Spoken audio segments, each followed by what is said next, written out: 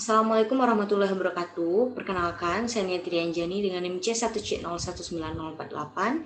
Di video kali ini, saya akan memaparkan salah satu materi dari mata kuliah akuntansi syariah yang diampu oleh Bapak Wirmi Eka Putra dengan judul materi Akad Mudharabah.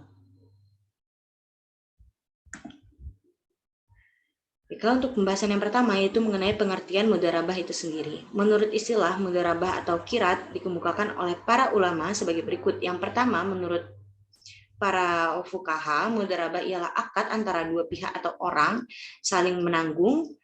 Salah satu pihak menyerahkan hartanya kepada pihak lain untuk diperdagangkan dengan bagian yang telah ditentukan dari keuntungan seperti setengah atau sepertiga dengan syarat-syarat yang telah ditentukan. Sedangkan menurut Hanafiyah, mudharabah adalah memandang tujuan dua pihak yang berserikat dalam keuntungan atau laba karena harta diserahkan kepada orang lain dan yang lain punya jasa mengelola harta itu. Maka mudharabah ialah akad syirkah dalam laba, satu pihak pemilik harta dan pihak lain pemilik jasa. Ketiga, berdasarkan pendapat Malikiyah yang mengatakan bahwa mudharabah ialah akad perwakilan di mana pemilik harta mengeluarkan hartanya kepada yang lain untuk diperdagangkan dengan pembayaran yang ditentukan, seperti misalnya emas dan perak. Kemudian menurut Imam Hanabilah berpendapat bahwa mudharabah ialah ibarat pemilik harta menyerahkan hartanya dengan ukuran tertentu kepada orang yang berdagang dengan bagian dari keuntungan yang diketahui. Dan yang terakhir, ulama Syafi'iyah berpendapat bahwa mudharabah ialah akad yang menentukan seseorang yang menyerahkan hartanya kepada yang lain untuk ditijarahkan. Kemudian landasan mudharabah itu sendiri. Landasan hukum mengenai keberadaan akad mudharabah salah satunya yaitu produk perbankan syariah yang terdapat dalam Undang-Undang Nomor 10 Tahun 1998 tentang perubahan atas Undang-Undang Nomor 7 Tahun 1992 tentang perbankan, yakni ada ketentuan pasal 1 ayat 13 yang mendefinisikan mengenai prinsip syariah di mana mudharabah secara eksplisit merupakan salah satu akad yang dipakai dalam produk pembiayaan perbankan syariah.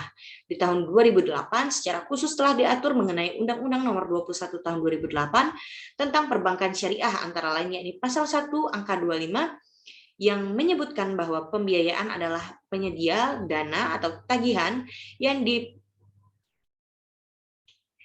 dipersamakan dengan itu berupa transaksi bagi hasil dalam bentuk mudharabah dan musyarakah.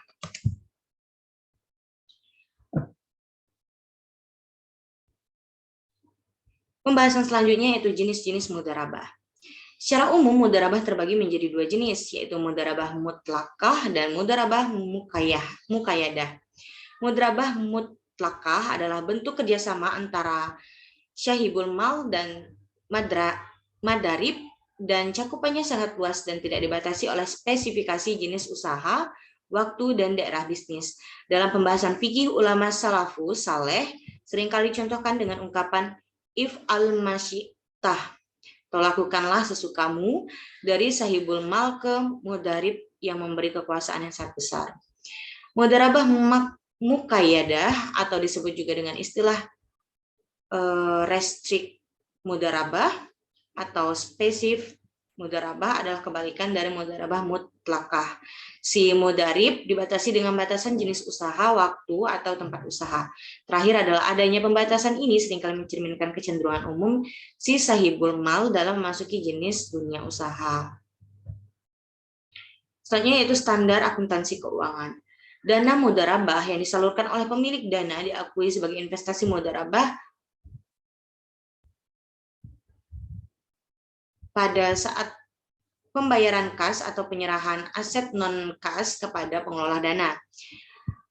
Pengukuran investasi mudharabah adalah sebagai berikut. Yang pertama, investasi mudharabah dalam bentuk kas diukur sebesar jumlah yang dibayarkan. Investasi mudharabah dalam bentuk aset non-kas yang diukur sebesar nilai wajar aset non-kas pada saat penyerahan.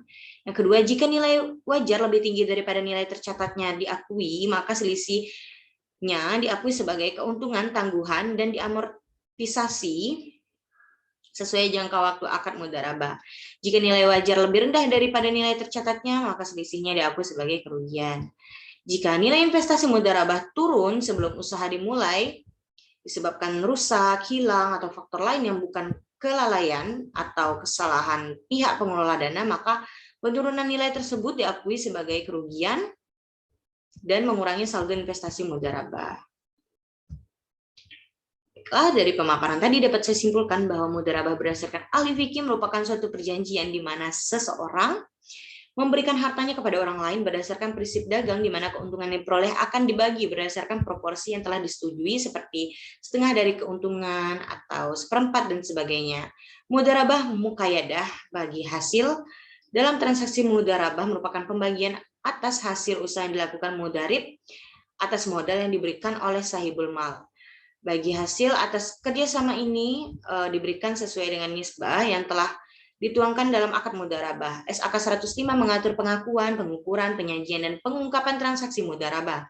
Pernyataan ini diterapkan untuk entitas yang melakukan transaksi mudharabah baik sebagai pemilik dana maupun pengelola dana.